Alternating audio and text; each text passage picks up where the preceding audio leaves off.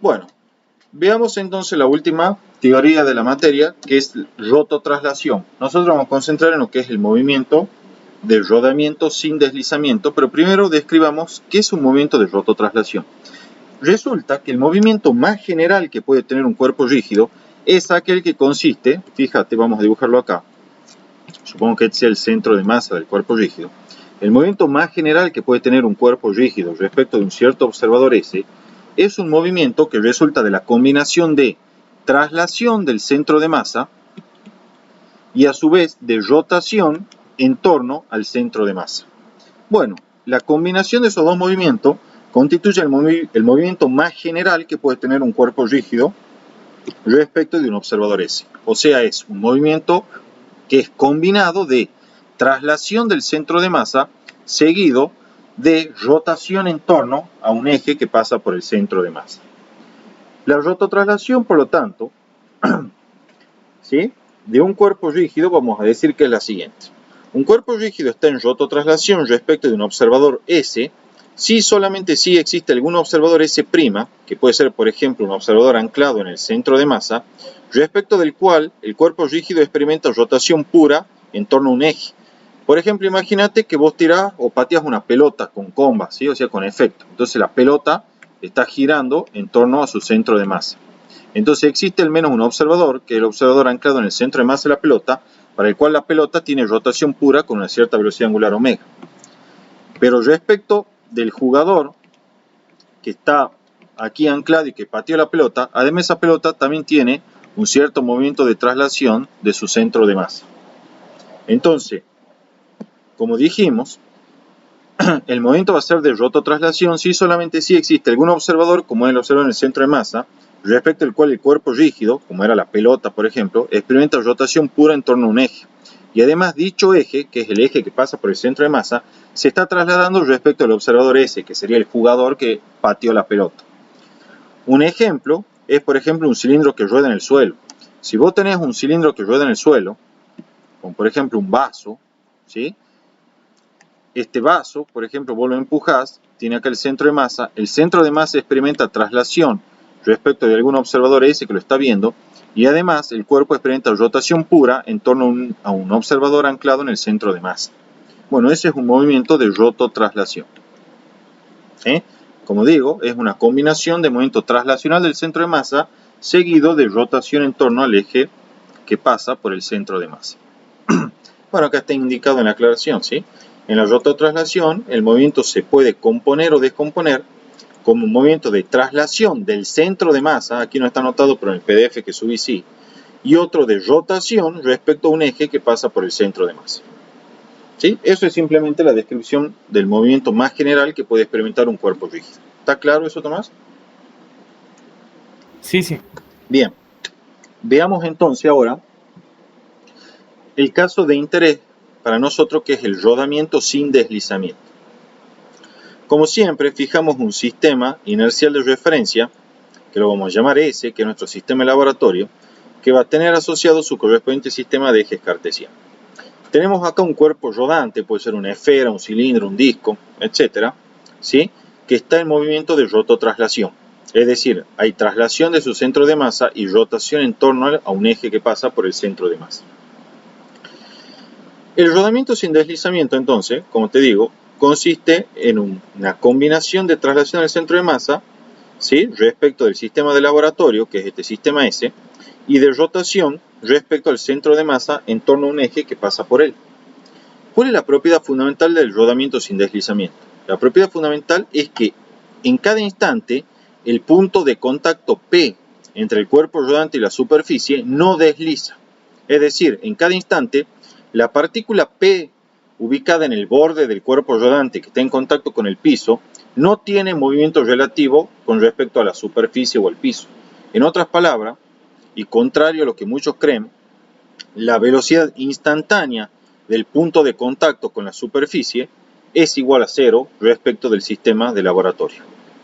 O sea, que cuando un auto de Fórmula 1 va a 300 km por hora, siempre que no esté derrapando o deslizando el neumático, puedes asegurar que respecto de un observador anclado en tierra, en cada instante el punto correspondiente al borde de la rueda, aun cuando el auto va a 300 km por hora, que está en contacto con el suelo o con la pista, tiene velocidad instantánea 0.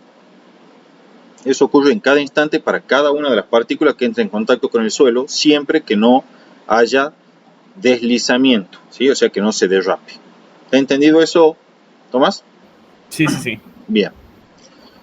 Acá está indicado, ¿sí? La característica fundamental es que en cualquier instante el punto P de contacto del cuerpo con la superficie rugosa no desliza respecto de esta última.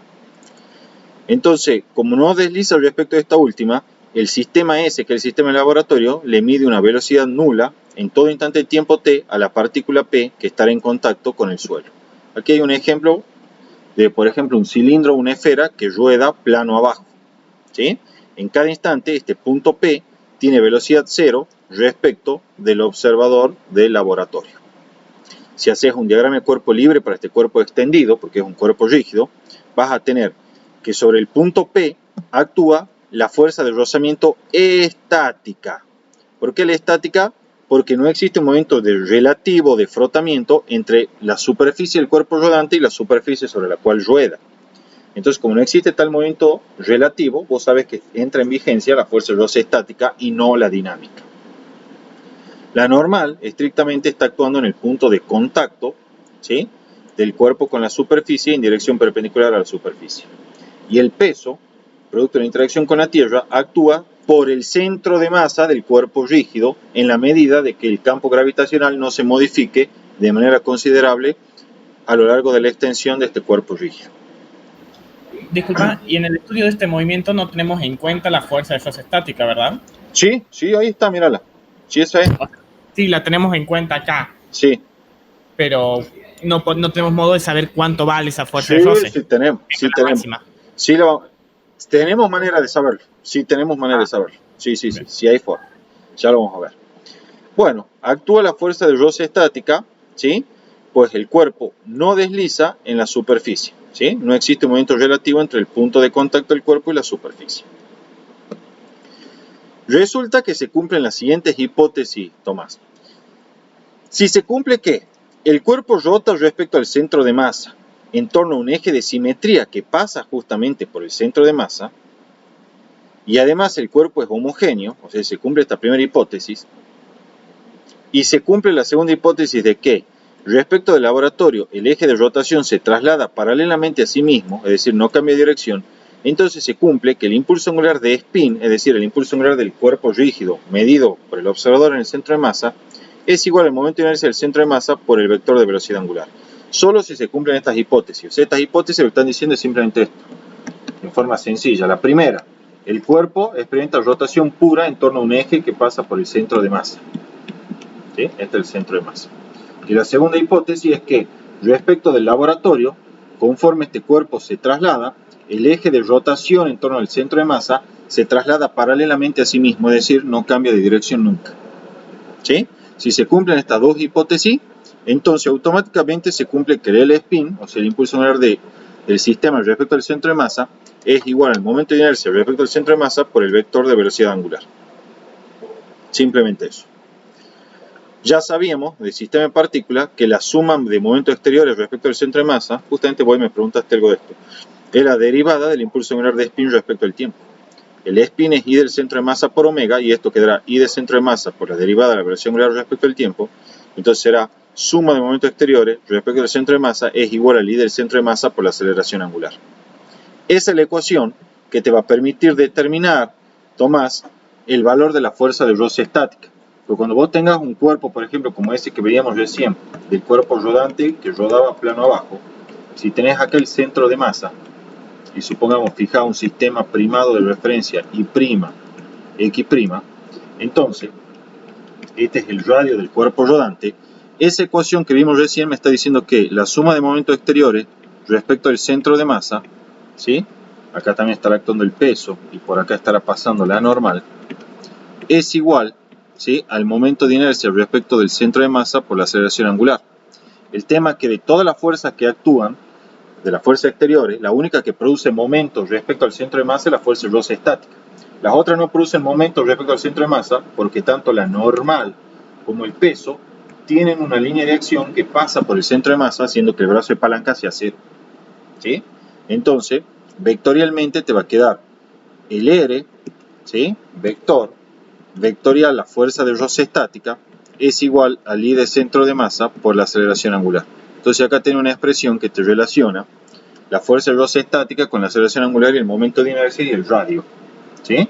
Entonces de ahí vas a poder plantear una ecuación para despejar y conocer la fuerza de roce estática que actúa sobre el cuerpo. ¿Estamos? Bien, bien, bien.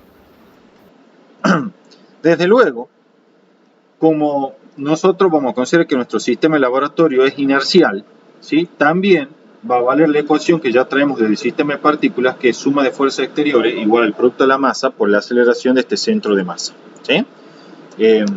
Eso obviamente a la medida que nuestro observador sea inercial. Bueno, en síntesis, vos para resolver un problema de rototraslación, ¿sí? Vas a considerar lo siguiente. Rotación respecto del centro de masa viene caracterizada por esta ecuación de acá. Suma de momentos exteriores respecto del centro de masa es el momento de inercia respecto del centro de masa por la aceleración angular. Y la traslación respecto del laboratorio es la segunda ecuación que te va a ayudar a resolver estos problemas, que dice que la suma vectorial de fuerzas exteriores es igual a la masa por la aceleración del centro de masa. O sea que el movimiento de rototraslación lo vamos a descomponer en dos movimientos. Como ya dijimos, rotación en torno al centro de masa y traslación del mismo en torno al sistema de laboratorio. Esas son las dos ecuaciones que nos van a permitir resolver los problemas. ¿Está claro esto? Sí. Bien. Pero veamos ahora algo importante, ya casi terminamos. Veamos algo importante. Nosotros hablábamos de que vamos a tratar un caso particular e importante, que es el de rodamiento sin deslizamiento. Entonces veamos qué implicancias tiene esta condición de no deslizamiento que aparece acá, ¿sí? Esta condición de no deslizamiento. Para ello, de nuevo, vamos a fijar un sistema de laboratorio S, ¿sí? Con su correspondiente sistema de eje adecuado, como se observa acá. Al mismo tiempo, vamos a considerar un sistema, ¿sí? Que va a ser un sistema primado, anclado en el centro de masa del cuerpo rodante, como se ve acá. Bien, ¿qué es lo importante? Nosotros ya sabemos que en la condición de rodamiento sin deslizamiento, el punto P respecto del laboratorio tiene velocidad nula en todo tiempo, respecto del sistema de laboratorio, como dije. Y el punto P me refiero a la partícula que está instantáneamente en contacto con la superficie.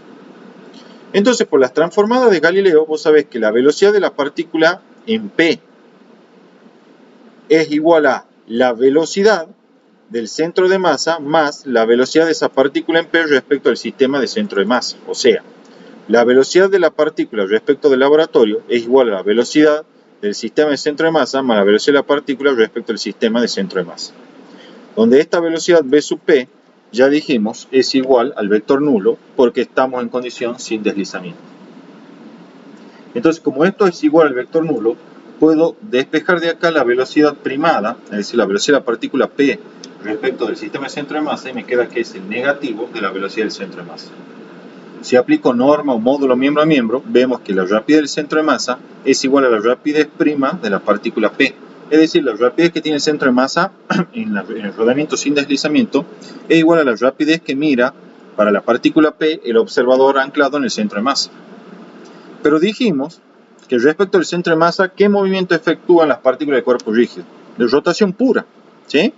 Respecto al centro de masa, el punto P experimenta rotación pura, entonces la rapidez prima P será simplemente la velocidad angular que mide el centro de masa, ¿sí? O el observador anclado en el centro de masa, por el radio del cuerpo rodante, que será este radio R, así.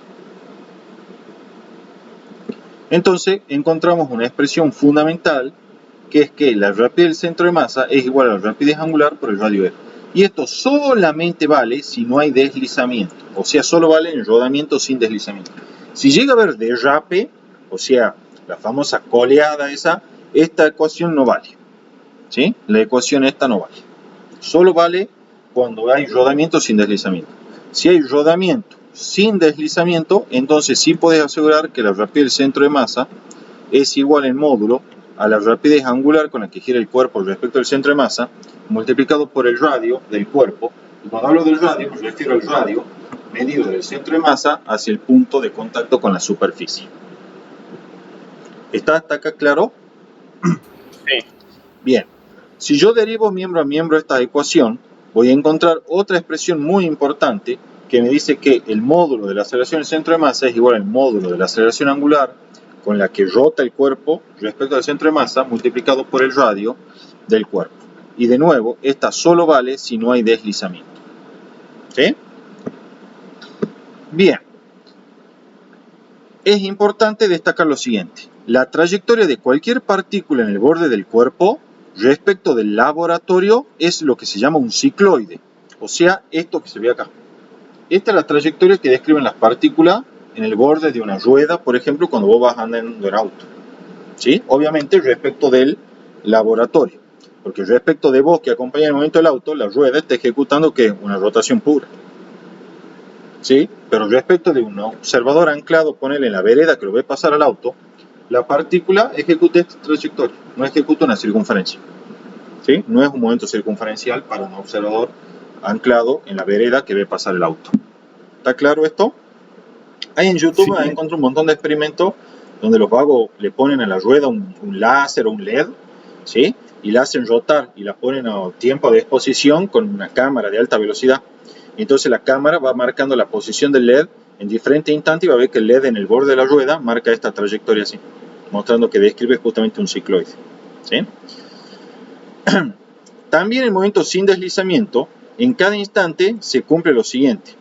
Vos tenés el cuerpo acá que está rodando sin deslizamiento y tenés un punto P acá que es el punto de contacto entre el cuerpo, ¿sí? Y el cuerpo rodante y la superficie, perdón, por la cual rueda este cuerpo rodante, eso quería decir. Y tenés una partícula Q cualquiera acá, ¿sí? Esta partícula, vamos a marcarla bien, perdón, vamos a hacerla ahí. Tenés esta partícula Q ahí. Es una partícula Q cualquiera dentro de mi cuerpo rodante. Bueno, se verifica que para toda partícula Q, la rapidez con la que gira esa partícula Q respecto del laboratorio, que acá yo no la dibujé para no entorpecerlo el dibujo, es igual a la velocidad angular con la que rota el cuerpo respecto del centro de masa, multiplicado por la distancia que hay desde el punto de contacto entre el cuerpo rodante y la superficie hacia la partícula Q a la cual le quiero conocer la rapidez respecto al laboratorio.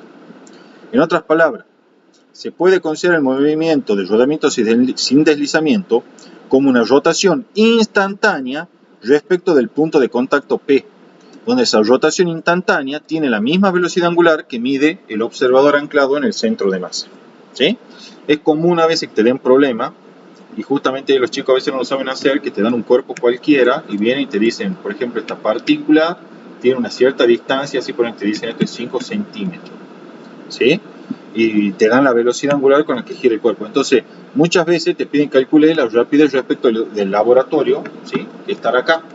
Y los chicos no lo saben hacer porque, bueno, no saben esa propiedad de que el movimiento de rototraslación sin deslizamiento se puede considerar en cada instante como si fuese una rotación instantánea en torno a un eje que pasa por el punto de contacto P entre el cuerpo rodante y la superficie. ¿Sí? Para finalizar ya con esto totalmente la clase de hoy, ¿sí? La energía en la rototraslación de sistemas de partículas, nosotros sabíamos que justamente de sistemas de partículas la energía cinética de un sistema se podía escribir en términos de dos componentes. Una era la energía cinética interna y otra la energía cinética de traslación del centro de masa. Esta primera, es decir, el miembro izquierdo se medía respecto al laboratorio y la energía cinética interna era la energía cinética del sistema, pero respecto del centro de masa. ¿Sí? Recordemos que las energías cinéticas dependen del sistema de referencia y la cinética interna es independiente del sistema de laboratorio. Además, como el cuerpo experimenta rotación pura respecto al centro de masa, entonces ya sabemos que un observador anclado en el centro de masa, ¿qué es lo que va a ver? Va a ver que nuestro cuerpo rodante está experimentando en torno a él rotación pura con una cierta velocidad angular omega. En otras palabras, la energía cinética del sistema respecto de él es la energía cinética rotacional, un medio del momento de inercia respecto al centro de masa, porque por allí pasa el eje de rotación, multiplicada por la rapidez angular al cuadrado medida por el sistema de centro de masa. Entonces la energía cinética del sistema será un medio de I del centro de masa por omega cuadrado más un medio de la masa por la rapidez del centro de masa al cuadrado. Entonces, esta es la expresión de la energía cinética del sistema para un cuerpo rígido que experimenta su movimiento más general, que es una superposición de traslación del centro de masa respecto al laboratorio seguido de una rotación en torno al centro de masa. ¿Sí? Es la expresión general para la energía cinética del sistema. Y solo en el caso particular que el cuerpo ruede sin deslizar, se va a cumplir que la rapidez del centro de masa es igual a omega por L. ¿Sí? Para finalizar, si vos recordás en la clase de sistema de partículas pasada, yo les expliqué que el trabajo de fuerzas internas, suponiendo que las fuerzas internas sean conservativas, ¿sí?, se podía escribir como el negativo del cambio de la energía potencial interna. Y esta energía potencial interna dependía exclusivamente de la separación relativa que había entre las partículas. Si esta separación relativa no se modifica, que es lo que ocurre en los cuerpos rígidos, entonces no puede haber modificación de la energía potencial interna. Por lo tanto, este delta de energía potencial interna será cero y el trabajo de fuerza interna en un cuerpo rígido es igual a cero. En otras palabras, en todo cuerpo rígido, el trabajo de fuerza interna es igual a cero, pues las partículas no se acercan ni se alejan mutuamente. Por lo tanto, nuestra ecuación, que era trabajo de fuerza exteriores más trabajo de fuerza interna igual al cambio de energía cinética del sistema, para un cuerpo rígido se reduce únicamente a la forma trabajo de fuerza exteriores igual al cambio de energía cinética del sistema. Eso vale para cuerpos rígidos. Con eso te he explicado totalmente toda la materia. ¿Alguna duda, Tomás? No, ninguna. Bueno, perfecto, entonces dejamos de grabar la clase y ya la subimos.